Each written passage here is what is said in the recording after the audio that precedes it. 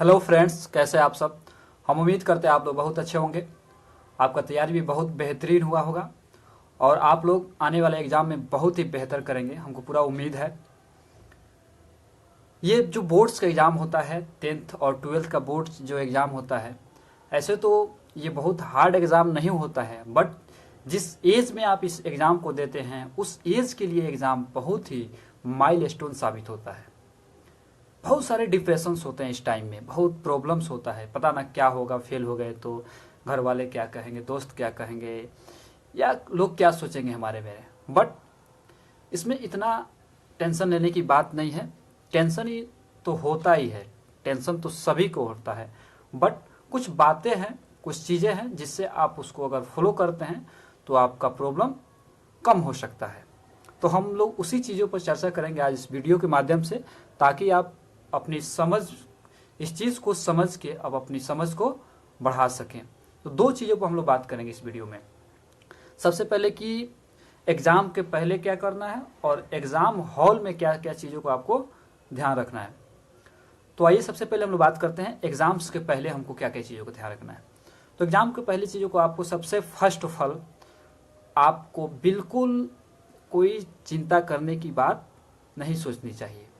बिल्कुल रिलैक्स हो जाना चाहिए, काम होना चाहिए, शांत रहना चाहिए, फ्री माइंड हो जाइए, सबसे पहली बात है।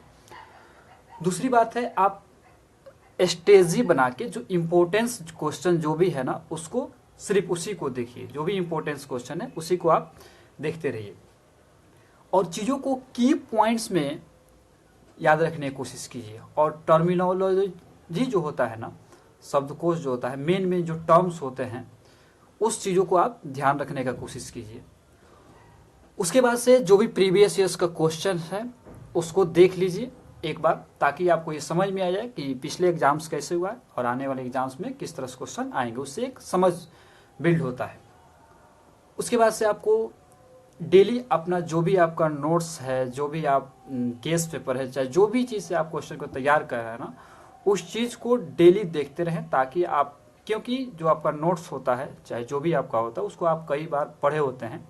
इससे क्या होता है, जब उसको हम लोग देखते हैं तो कहीं ना कहीं चीज़ें दिमाग में रहती है और वो जल्दी याद आ जाती है। और सबसे इम्पोर्टेंट चीज़ है, आपको अपने हेल्थ पे ध्यान रखना है। और हेल्थ अगर आपका गड़बड़ हो जाता है तो कहीं ना कहीं आपका पूरा जो साल का प्रिपरेशन है या जो भी तैयारी की है वो गड़बड़ हो जाता है। 3 घंटा ही टाइम मिलता है सभी को और उसी में अपना बेस्ट देना रहता है। तो सबसे पहले हेल्थ का अपना ध्यान रखिए।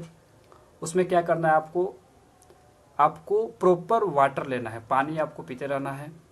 स्लीप लेना है आपको, जो भी 6 घंटा 8 घंटा का जो स्लीप है आप उसको प्रॉपर लीजिए। नहीं तो एग्ज़ाम टाइम में क्या होता है कि लोग उस टाइम में बहुत नहीं सो पाता है, उतना बढ़िया से नहीं सो, जिसकी वजह से उनका वो चीज़ों को रिकॉल नहीं कर पाते। पढ़े तो रहते हैं बट उस टाइम में एग्ज़ाम हॉल में उस चीज़ को रिकॉल नहीं कर पाता है आदमी। तो इस चीज़ के लिए सोना बहुत ही ज़रूरी है, ताकि हमारे ब्रेन जो उसको है उस चीज़ों को रिकॉल कर पाए। थर्ड चीज़ है, आपको हाइड्रेटेड रहना है। उसके बाद से हेल्थ आपका सही रहना चाहिए। उस चीज़ ना खाएं जिससे आपका हेल्थ पर कोई इफेक्ट पड़े, या वो चीज़ ना करें जिससे आपके हेल्थ पर कोई भी किसी भी तरह का कोई प्रॉब्लम क्रिएट हो। ये तो जो बातें थी सब था एग्ज़ाम्स के पहले का। अब हम लोग बात करेंगे कि एग्ज़ाम्स हॉल में हम क्या क्या चीज़ों को ध्यान रखेंगे। तो एग्ज़ाम हॉल में, एग्ज़ाम सबसे पहली बात है इसमें कि आपको एग्ज़ाम्स के पहले पहुंच जाना है सेंटर पे। अगर एग्ज़ाम के सेंटर पे आप पहले नहीं पहुंचते हैं तो उससे आपको एक तो पहले से डरे हुए हैं, दूसरा है कि वहाँ पे लगता है कि छूट ना जाए, हमारा लेट ना हो गए, उससे बहुत अलग तरह का एक होता है। तो सबसे पहले फर्स्ट पे पहले पहुँच जाए और अपने साथ जो भी अपना इंस्ट्रूमेंट लेना है, जो भी कलम लेना है, घड़ी लेना है, आपका जो भी चीज़ें लेनी है वो सभी चीज़ों को आप ले लें। एक बोतल का पानी ले लें और हो सकते एक ग्लूकोज ले लें। उसके बाद आप ले सकते हैं कुछ पैसा ले ले, जाकि तो आपको किराया देने में, चाहे जहाँ से भी आप आते उस चीज़ को ध्यान रखें। एग्ज़ाम हॉल में अपना रूम नंबर देख ले, कहाँ आपका है कहाँ नहीं, ये सारी चीज़ों को ध्यान रखें। जैसे आपको क्वेश्चन मिलता है, क्वेश्चन को बहुत ही बेहतर तरीके से आप पढ़ें। 15 मिनट वक्त भी मिलता है इसको पढ़ने के लिए, उसको समझ लीजिए क्वेश्चन को। और किसी भी क्वेश्चन को पहले 2 बार पढ़ें, उसके बाद से उसको लिखना शुरू करें। और जब लिखने के शुरू करें तो उसको वेटेज के हिसाब से लिखने शुरू करें। यानी कहने का मतलब है कि किसका वेटेज कितना है, किस तरह से वेटेज है, उस चीज़ों को ध्यान रखते हुए लिखिए। क्योंकि एक बात ध्यान रखिए, क्योंकि जो एग्ज़ाम्स होता है उसमें टाइम जो रहता है ना, सबसे बड़ी चीज़ होता है टाइम का। पता चलता है कि हमको सब चीज़ आता था, बट हम दूसरे क्वेश्चन में इतना ना ज़्यादा लिखने लगते हैं, इतना ज़्यादा उसमें करने लगते हैं, उससे क्या होता है जो आता है वो भी छूट जाता है। तो आपको ये बता देना है उस 3 घंटा के एग्जाम में जो क्वेश्चन पेपर है उसको, जो एग्जामिनर है उसको समझा देना है कि आप जो भी सवाल पूछे थे उसका हम सही जवाब दे पा रहे हैं, और उस चीज़ को आपको एग्जामिनर को समझा देना है। तो लिखने वक्त कुछ चीज़ों को ध्यान रखना है, उसके आपको वेटेज के हिसाब से लिखना ही लिखना है।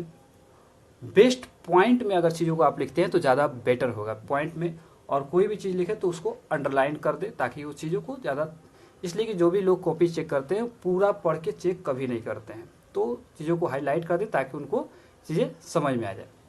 उसके बाद से क्वेश्चन, अगर आपको मान लीजिए कि एग्जाम हॉल में बैठे हैं और कोई क्वेश्चन नहीं आ रहा है, क्योंकि यहाँ पे लिखना रहता है, सब्जेक्टिव क्वेश्चन रहता है, तो आप वहाँ पे क्या करें कि क्वेश्चन से रिलेटेड बात लिखें।